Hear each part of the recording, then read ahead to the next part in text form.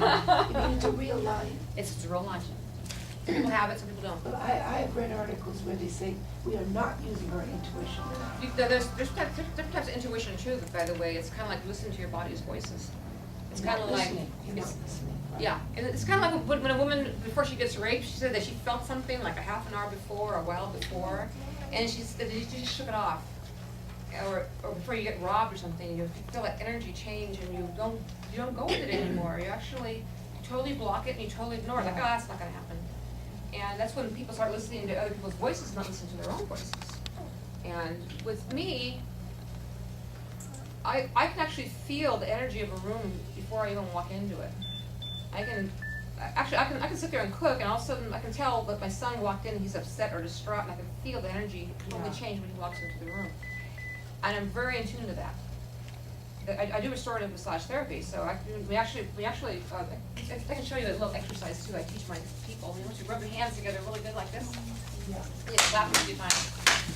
If you can feel this energy yourself, you never get yourself into it. You know, basically, put your hands across like this, and you close your eyes, and you can feel your hand before you touch it. And you can feel, go slowly, real slowly, and concentrate on the heat between your hands. And you're going to notice like two magnets that have the polarity is opposite. You feel that push against it? Feel it now. You feel it, you You can feel that like two opposite magnets basically pushing against one another.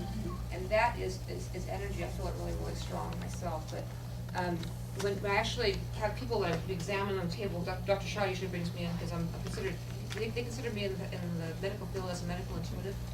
So Dr. Shaw can figure out what's wrong with this person, is it emotional, whatever. And so I put my hands across and I can feel the energy rising and fall in the organs, even the mind. When I do applied kinesiology, we check polarity, and I use my finger releases basically when it gets weak, and we can touch different points of the body. So when Dr. Shaw learned how to do it too, so he always, when he sees you, oh, very good, Miss, so you look very well today, oh, how are you, oh, my goodness, you know, very good, very good. See, what he's doing is, he's doing applied kinesiology, so he's always tapping you. But if he doesn't tell you, he doesn't tell you what he's doing, it kind of freaks people out, you know, it's like, gee, God, that was weird, you know. The guy's kind of cuddly, you know, he's a touchy guy. But that's actually what he's doing. He's actually checking your polarity and checking your by muscle testing. What about meditation? Meditation is important in my work, especially.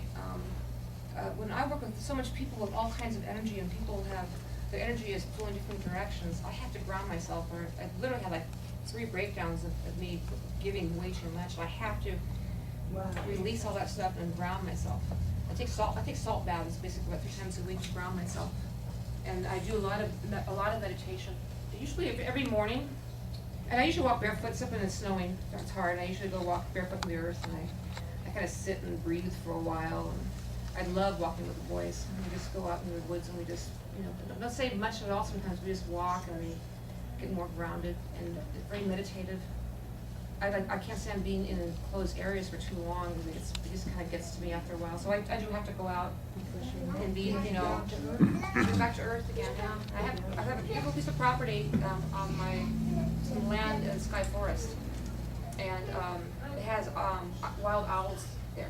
And usually right before it gets dark, I wait around, and sometimes we'll turn around and they're sitting right there in the tree looking at you. It's really amazing. The Edgar Casey thing is a lot of meditation. Yes. And you participate in Virginia Beach. Yeah, meditation is very really interesting. Yeah, and then people do a lot of yoga because it's the same thing that grounds you. Your energy towards the earth also. Yoga is not easy. Restorative yoga is easy. Easier. Not easy. Pilates, my gosh, what they do with Pilates. Well, I've seen them. I looked through the window. Bend over backwards. Yes, ma'am. I'd like to have you repeat a little bit what you said about the eyes. Absolutely. Is there a name for that? Iridology. How do you spell that? IRIDOLOGY.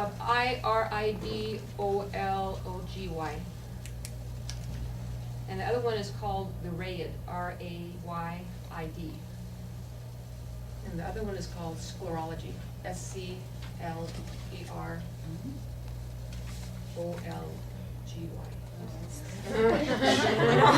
What is the red? Google it. Red. Yeah, what is that? Red is the, like in the iris, like this is the iris, and this is the pupil, and it's a radiant line that comes up right here, the top part of the iris, which is you, your persona, your personality, everything. That's called the red. Most people don't read the red. We actually, some people goes, why do you read the red? Well, I tell if you're gonna do what I tell you to do, or if you're not gonna do what I tell you to do, or if you're gonna pay me. That's why I read the red. I don't mean to be facetious, but what if you had cataracts? That's ophthalmology. That's No, but I mean, how does it affect iridology? not at all. It doesn't? No, the only thing that will affect iridology is if you stuck a pen in your eyeball. Oh. I had that too. I had a guy that had his eye was really strange, and he had something he wouldn't do his eye, and that will affect the iris. But I can read the other eye in the meantime. I always read the left eye over the right eye, because that's where the heart is. And on the right side, though, if they have really bad livers, I have to read the right eye, that one. But I generally always read mostly the left eye, because that's the one with the most toxins are always thrown to the left. Our body goes in certain directions, our fecal matter goes this way, our urine is always heavier. We always have kidney infections on the left side, our heart beats to the left, or our river of life, basically it's cisterna chyli, which is the inner cistern, which is our lymphatic system. It rises upward and it goes all the way around. And my medicine too, my work is mainly based on the cisterna chyli. So it's on a little altar based on the water of life, basically it exists down here, which is sweat therapy. We do a lot of dry brushing and sweat therapy techniques, and we do a lot of minerals to get the rivers moving. So we believe that our body's like a river, like it's blockages or stagnation, and like things have fallen into our river, so it deviates and causes other problems in different areas. Same way we tear apart mountains and hillsides, and then we wonder why there's flooding on this other area or landslides in that other area. We actually have disturbed the flow of the area. Same thing with our body too. We can eat bad food, or we can be around toxic people, and we can block our Toxic people, Yes. there is such a thing. There's such a thing. It's called empacho of the soul. Yeah. I and say then- toxic to me. Yeah. Empacho means impaction, or basically blockages. So they in Chinese medicine it's called stagnation or block, and then we call it empachado of the liver, or empacho. And it's also a massage that we actually do, and we pop the skin in the back to release, so things can go downward, opposite direction, to release. But there's different types of therapy. I believe these pads that they, There's actually this is another thing too, is that the pad thing is a really good question, because my great grandmother would do this thing with tomatoes and garlic and salt and flour, and this really works. You should actually try one tomato for each foot. You get enough flour in there and salt to get it to drain down and make a paste out of it with 20 cloves of garlic. And you make this paste and you put it in the bottom of your feet.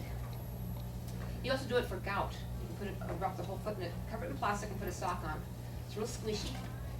And within 30 minutes, you can taste the garlic in your mouth. That is more powerful than the patches, because the patches work on the same principle. It's basically it's a cake. It starts with K. It's basically the name of the patch from Japan is called Kyoki patch or something like that. It's basically the word means tree vinegar. And so we used to use vinegar the same way we store vinegar in the bottom of the feet, and it would help shape, because vinegar is more acidic or alkaline. Changes the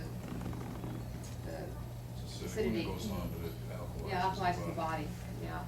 So basically, that's what it is. What did you put in the people? Well, when we were sick and we were achy, it would help with Symptoms?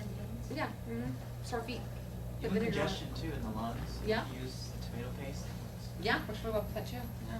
This actually was experimenting with dried tomato powder, so I can make a patch that goes on the bottom of the feet that works better than the ones from Japan, but that's still.